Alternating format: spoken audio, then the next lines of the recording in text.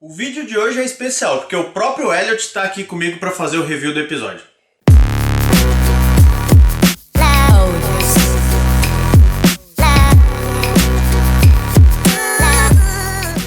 E aí, granudos? Eu sou o Wallace e hoje nós vamos falar sobre o episódio 8 da terceira temporada de Mr. Robot.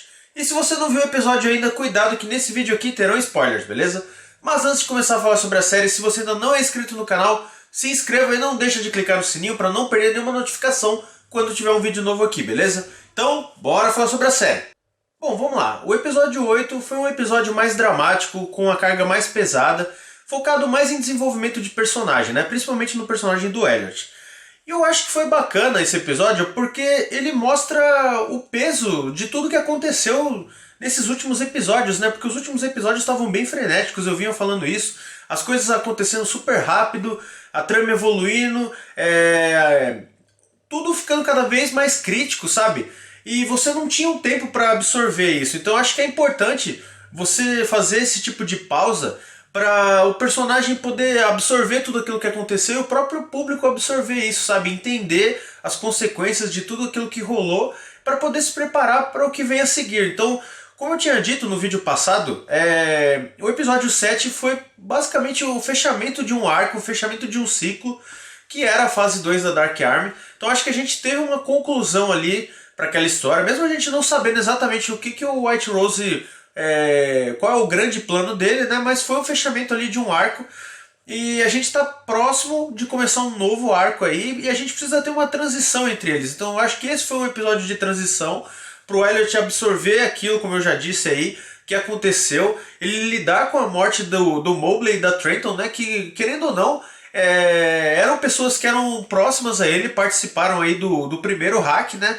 E ele precisa de um tempo para poder lidar com isso, sabe? A gente vê que ele é uma pessoa muito problemática e se a série tivesse mudado a morte deles, aí de repente ele já parte para vingança e tudo mais sem ter um tempo de refletir, ficaria um pouco estranho, sabe? Ficaria basicamente como qualquer outra série que a gente vê aí, que é só ação e não tem foco nos personagens, sabe? Eu acho que é importante ter esse tipo de episódio pra gente poder realmente evoluir junto com o personagem e ver o que ele tá sentindo.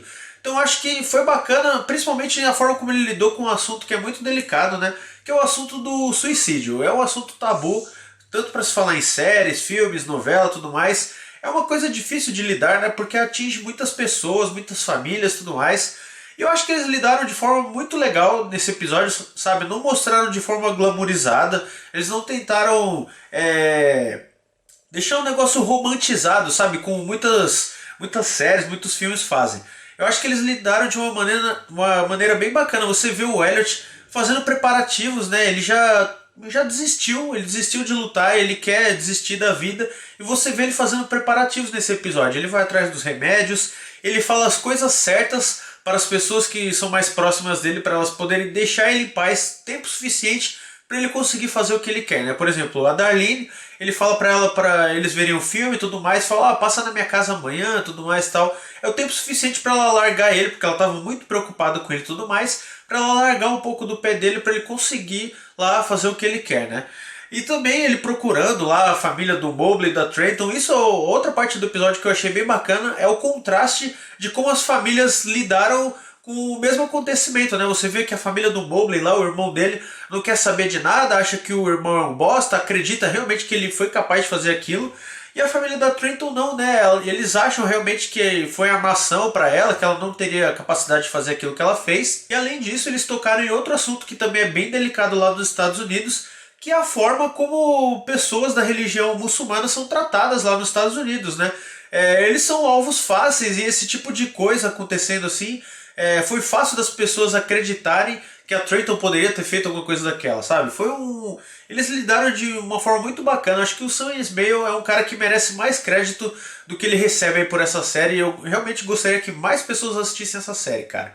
Então vamos falar de algumas coisas que aconteceram no episódio aí, né? Logo no início a gente vê o pequeno Elliot aí com o pai dele no cinema. E uma coisa que eu achei estranha, por assim dizer, né?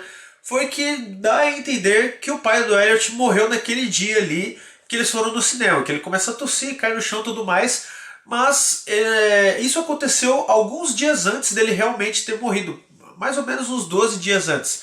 porque a morte do pai dele tá lá na lápide como 28 de fevereiro de... Agora eu não vou lembrar o ano corretamente, mas é 28 de fevereiro.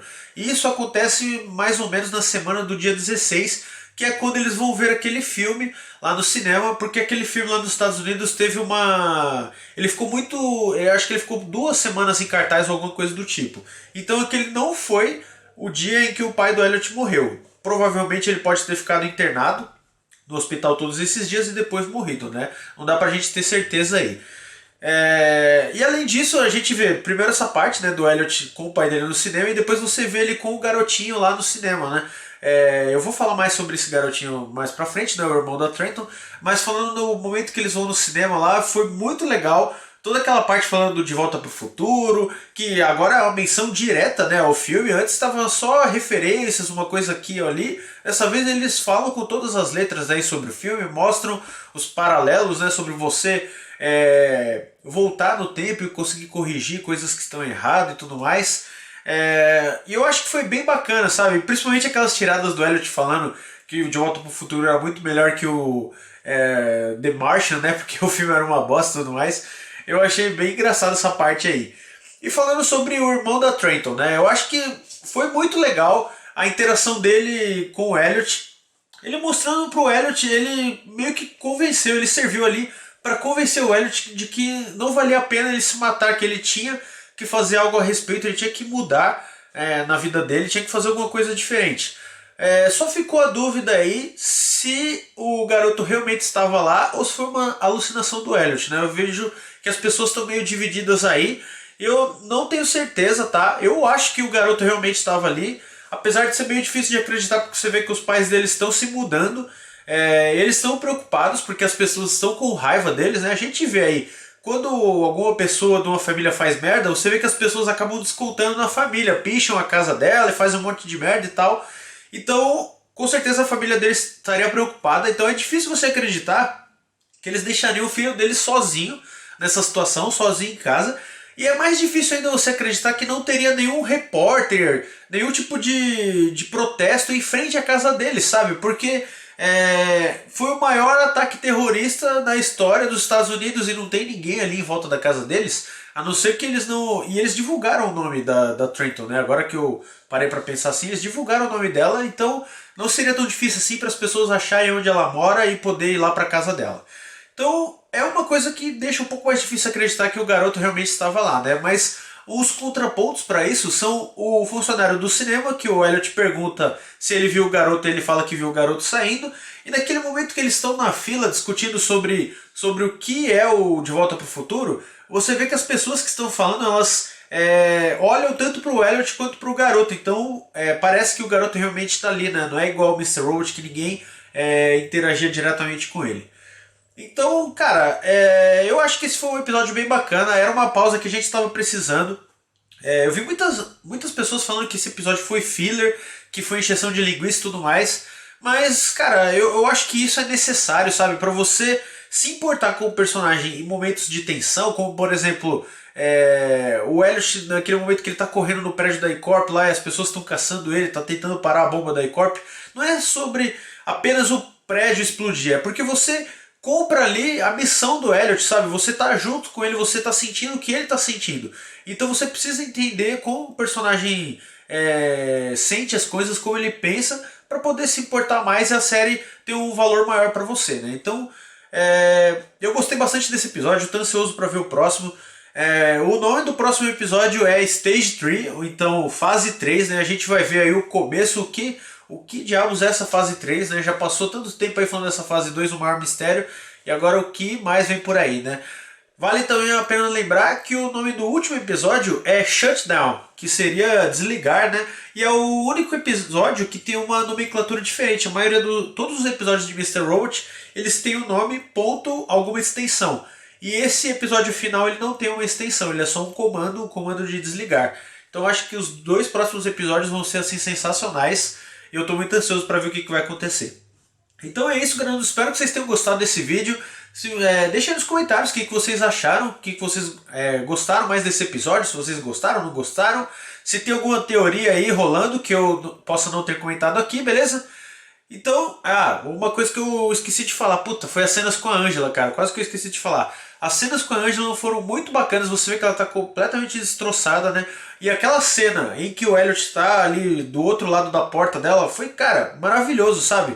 É um jogo de câmera, um jogo de imagem muito legal, assim, que representa o que eles estão sentindo naquele momento, né? A Angela num lugar totalmente escuro, tá em volta aí de escuridão, e o Elliot basicamente passando por um inferno astral, né? Você vê que tá tudo vermelho em volta dele e tal, cara, sensacional mesmo. Bom, mas então é isso, Bruno. Esse vídeo vai ficar longo demais, né? Então até a próxima, até o próximo vídeo. Falou!